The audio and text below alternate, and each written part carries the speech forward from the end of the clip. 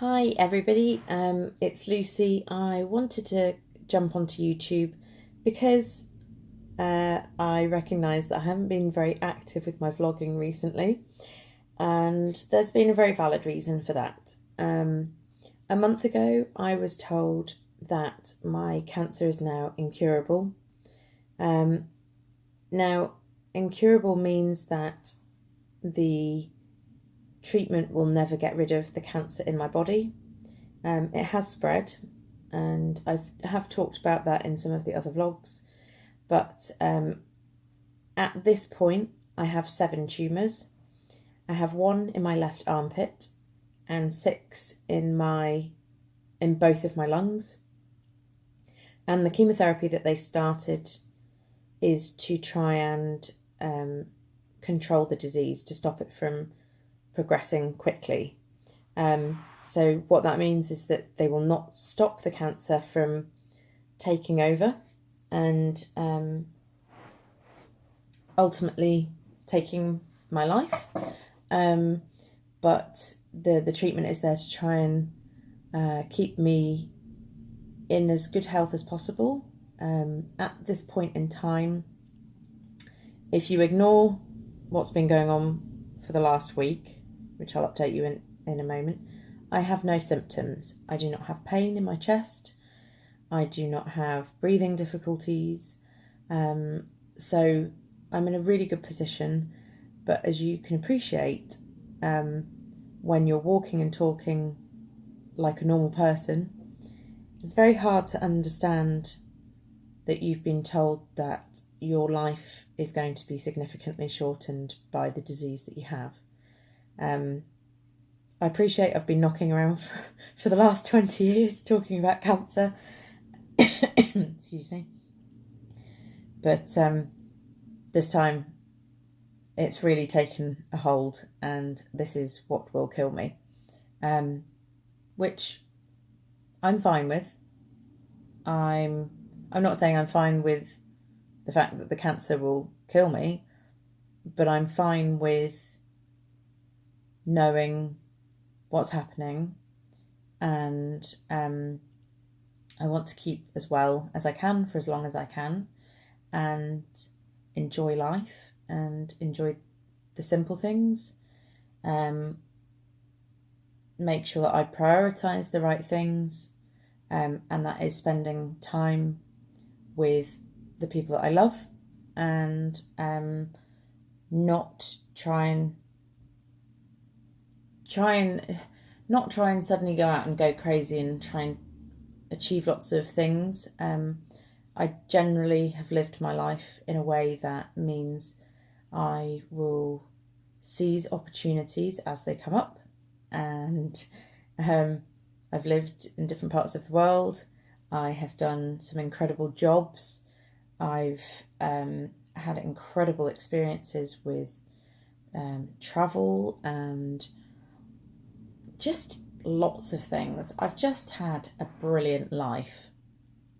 There have been some pretty shocking things that have happened along the way.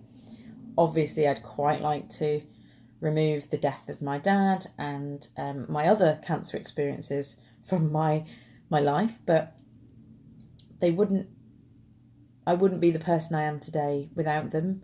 And even at this point, I am seeing that really there are some things of value from my dad dying last year of cancer, and actually making me look at things differently and appreciate different things and prepare. It feels like him going first has sort of prepared me for certain things that you just can't get your head around if you haven't gone through it yourself. So there are things that I'm okay with, and I'm comfortable in my choices and my friendships and the way that I behave and the way that I am, and I'm not defeatist.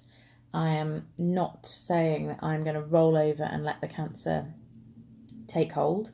I wouldn't be having the chemotherapy now if that was the case. I would just throw my hands up and say no. So I would be grateful for respect for the way that I am choosing to take my journey to go the way I want it to go. I'm very respectful of everyone having their own approaches and their own ways of dealing with things and their own ways of managing in these situations. And I think some of it you can't guess, or you can't know how you would react in those situations. And I will do some other blogs on death and living, and more about the day that I was told about the cancer being incurable.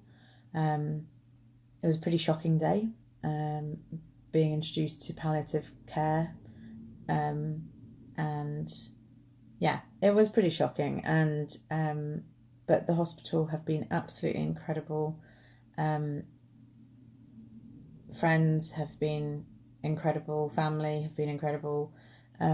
So I just ask that you respect that I am a grown woman, and I have been dealing with cancer on and off for 20 years, as much as I've been banging on about it for the last 20 years.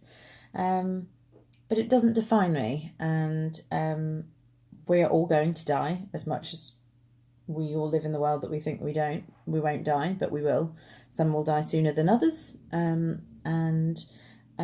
I can only deal in facts at the moment. So somebody with triple negative breast cancer with lung metastases, which is what I have, statistically, so if you take all of those numbers and put them together, the mean average of life expectancy of somebody with what I have is 9 months. Now, that means if you have a scale and 9 months is in the middle, you've had some people who haven't lived for very long at all, month, 2. And then on the other side of that scale, you've had some people who've lived for a couple of years. So 9 months is a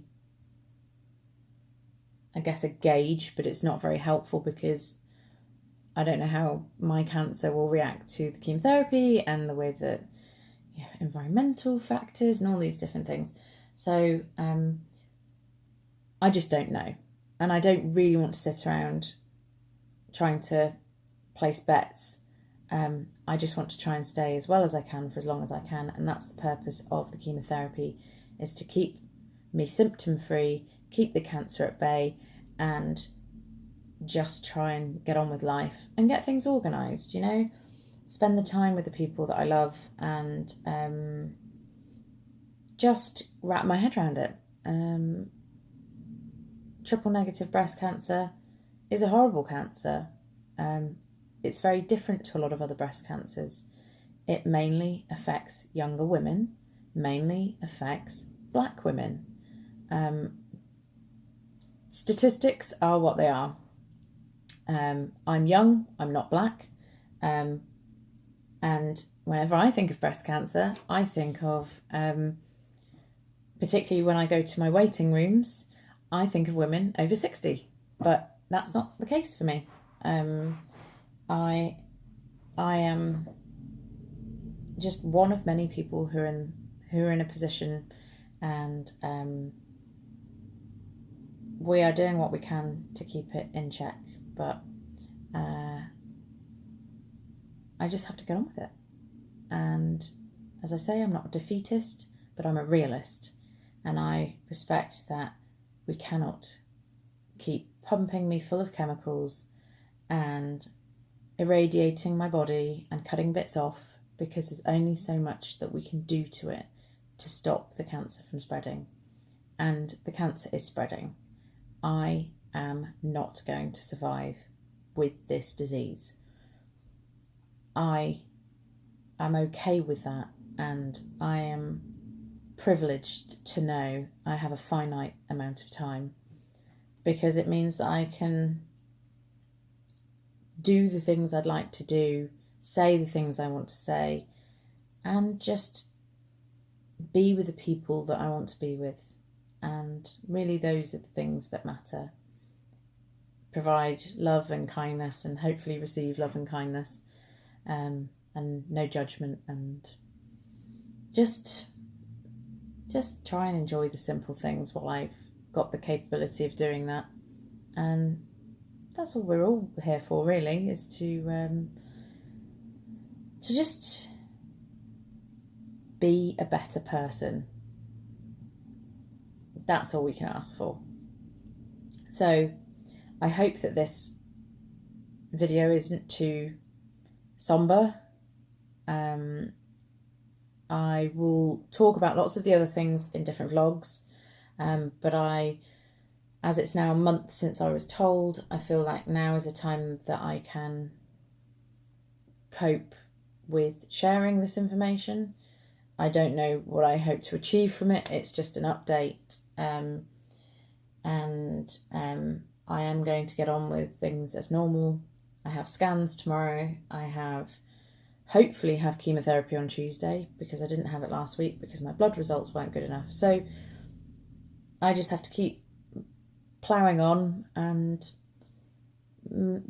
seeing people and trying the best that I can. And that's all I can ask of anybody, is just to be the best version of yourself that you can be. Don't be anyone else. Be you. That's what you'll be good at. And just have a good week. Please don't complain about Monday morning.